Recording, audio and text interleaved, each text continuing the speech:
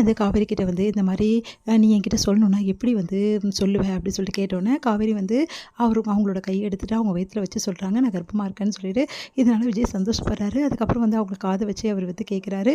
அடுத்து வந்து விஜயும் காவேரி அவ்வளோ சந்தோஷமாக வந்து அந்த ஃபீலிங்ஸை வந்து அவங்க வந்து அனுபவிக்கிறாங்க. அடுத்து வந்து இங்கே தாத்தா என்ன பண்ணுறாரு, விஜய்க்கு கால் பண்ணுறாரு. தாத்தா கிட்ட வந்து இந்த மாதிரி விஷயத்த சொல்கிறாரு. விஜய் சந்தோஷம் தாங்க முடியல தாத்தாக்கு. உடனே பார்க்க வராரு.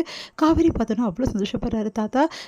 நிச்சயமாகமா அப்புறம் ஆமாம் தாத்தா அப்படின்னா எத்தனை மாதமானாலும் 2 மாதம் ஏமா சொல்லலை அப்படின்னு சொல்லிட்டு என் குடும்ப வாரிசு வந்துச்சு இது போதும், இதுக்கப்புறம் உங்களுக்குள்ள பிரச்சனை எல்லாமே தீர்ந்துரும் பாரு, இப்போவே போய் எல்லாக்கிட்டையும் சொல்லி உனக்கு கூட்டின்னு வந்துடுமா அப்படின்னாரு. இல்லை தாத்தா முதல்ல வெள்ளாவோட பிரச்சனையை முடிச்சுட்டு அதுக்கப்புறம் எதுவாக இருந்தாலும் பார்க்கலாம் அப்படின்னோடனே விஜயும் வந்து தாத்தாவும் யோசிக்கிறாங்க. என்னம்மா இப்போ இப்படி சொன்னா இப்படி அப்படின்னோடனே இல்லை தாத்தா அவருக்கு இப்போ ரிலாக்ஸாகவே இல்லை, அவர் ரொம்ப கஷ்டமாக இருக்காரு, நான் வராமல் எங்கே தாத்தா போகிறேன், முதல்ல வெள்ளாவோட பிரச்சனையை முடிச்சிடுங்க அதுக்கப்புறம் நானே வந்துடுவேன் அப்படின்னோடனே ரொம்ப சந்தோஷப்படுறாரு தாத்தா. சரிம்மா காவேரி விருப்பப்படியா ஆகட்டும்டா, நீ தாண்டா இதுக்கு எல்லாம் பண்ணணும்னு.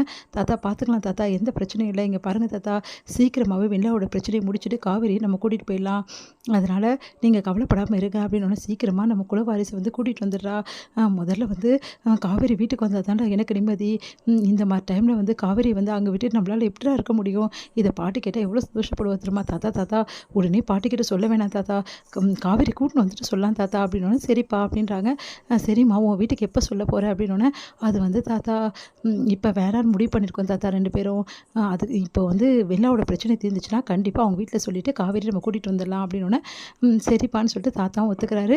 அடுத்து தாத்தா காவேரி அதுக்கப்புறம் விஜய் 3 பேருமே வந்து வண்டியில் போகிறாங்க. அப்போ தாத்தா பின்னாடி உட்காந்துட்டு வராரு, நம்ம காவேரி விஜய் முன்னாடி உட்காந்துட்டு வராங்க.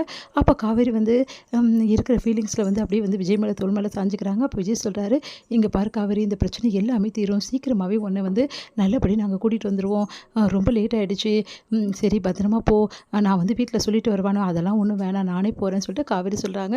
தாத்தாவும் பத்திரமான்னு சொல்லிட்டு 2 பேரும் வந்து ட்ராப் பண்ணிட்டு கிளம்புறாங்க. இங்கே வந்து காவேரி வரதை பார்த்தா அவங்க அம்மா செம்மையாக டென்ஷன் ஆகி எங்கடி போனேன், காலைல போனவே இப்போ வர ஊர் சுற்றிட்டு உன்னை அப்படி சொல்லிட்டு வந்து அடிக்கிற மாதிரி வராங்க. உன்னை காவேரி ரொம்ப பயந்து போயிடுறாங்க. உன்னை அவங்க அக்கா வந்து தடுக்கிறாங்க. ஏமா அவள் வேலை விஷயமா தானே போயிருக்கா, எதுக்குமா தேவையில்லாமலாம் பண்ணிட்டு இருக்கேன்னு. காலைல போனால் எப்போ வர பார்த்தியா, இதுக்கு தான் இவளை என்ன பண்ணுறதுன்னு எனக்கே தெரியல, எது சொன்னாலும் எல்லோரும் வந்துடுறீங்க அவளை அப்படின்னு. இங்கே பாருமா அவள் வேலை விஷயமா தான் போயிருக்கா, என்ன காவேரி என்ன ஆச்சுன்னொன்னே ஒன்றும் இல்லை ஸ்டால் வந்து நம்ம பார்த்தோம்ல அது வந்து வெறுமனே இருந்தது, அதை பற்றி பேசிட்டு வர லேட் ஆகிடுச்சு அப்படின்னோடனே சரிடி ஸ்டால்லாம் கிடச்சி எல்லாம் கிடச்சிச்சு, இப்போ நம்ம போட வேண்டியதாக பாக்கி அதுக்கு தேவையான பொருட்கள் எல்லாம் எடுத்து வைக்கணும்னு. நீ ஏன் காலையிலே போயிட்டு இப்போ வர எல்லா பொருளும் எப்படி எடுத்து எல்லா வேலையும் கூட மாட செய்ய வேண்டியதை நான் அப்படி சொல்லிட்டு திட்டி விடுறாங்க. இங்கே வந்து எனக்கு ரொம்ப டயர்டாக இருக்குமா போய் படுத்துக்கிட்டா, பார்த்தியா வந்தோன்னே போய் படுத்துட்டா, இப்போ யார் இந்த வேலையெல்லாம் செய்யறது அப்படி சொல்லிட்டு அவங்க அம்மா ரொம்ப ஓவராக பண்ணிகிட்ருக்காங்க.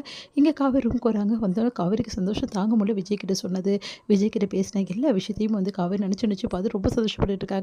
இங்கே வந்து சந்தோஷத்துக்கு அளவே இல்லை. விஜய்க்கு அவ்வளோ சந்தோஷப்படுறாரு.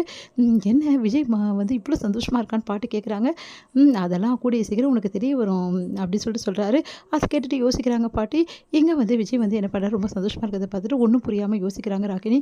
என்ன விஜய் வந்து பழக்கத்துக்கு மேலே ரொம்ப சந்தோஷமாக இருக்காரு, இப்படி இருக்கக்கூடாது, நீ அப்பாவை அந்த பாடுபடுத்திட்டு இப்படி சந்தோஷமாக வந்துட்டுருக்காரு, இதெல்லாம் விடவே கூடாது, என்னென்னு தெரிஞ்சுக்கணுமே அப்படின்னு சொல்லிட்டு ராகினி செம டென்ஷனாக இருக்காங்க. இங்கே வேணா வந்து விஜய் நீ ரொம்ப சந்தோஷமாக இருக்கே, என்ன விஷயம் விஜய் அப்படி சொல்லிட்டு கேட்குறாங்க. உடனே வந்து ஒன்றும் இல்லை அப்படி சொல்லிட்டு போகிறாரு. விஜய் என்கிட்ட பேசக்கூட மாட்டேங்கிறாரு அப்படி சொல்லிட்டு மனசு வருத்தப்படுறாங்க. நீ கவலைப்படாத வெண்ணிலா, கூட சீக்கிரம் உனக்கும் விஜய்க்கும் கல்யாணம் ஏற்றுக்கான ஏற்பாடு எல்லாமே எங்கள் அப்பா பார்த்துட்டாரு, சீக்கிரமாகவே உனக்கும் விஜய்க்கும் கல்யாணம் பண்ணி வச்சுடுவார், நிஜமாவா ராகினின்னு. ஆமாம் வெண்ணிலா அப்படி சொல்கிறாங்க. அதை கேட்டு வெண்ணிலா ரொம்ப சந்தோஷப்படுறாங்க.